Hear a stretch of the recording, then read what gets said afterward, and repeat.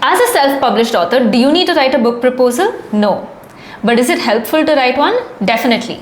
So how do you write one? Let's find out.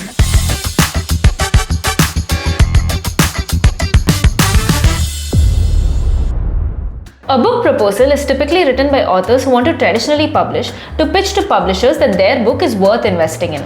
But even if you're not going to traditionally publish, it makes sense to write a proposal because it helps you clarify your idea and sharpen how you want to talk about your book. So let's talk about what goes in a proposal and how it can help you. First, it usually starts with a simple header. This includes your book's working title, your name, and your contact information. Then comes the synopsis.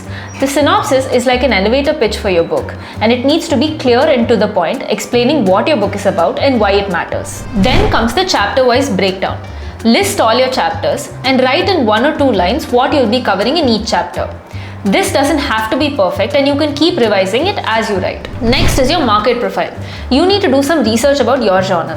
List out all the books in your niche, write a description for each of them and explain how your book is different.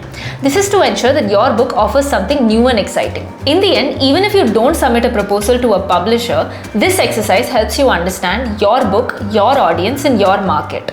It helps you write better blurbs, better pitches and better content for marketing.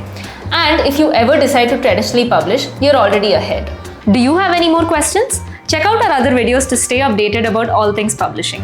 And you can also click on the link in the description to talk to one of our publishing consultants who'll help clear all your doubts. Don't forget to subscribe and hit the bell icon for more updates. Happy publishing!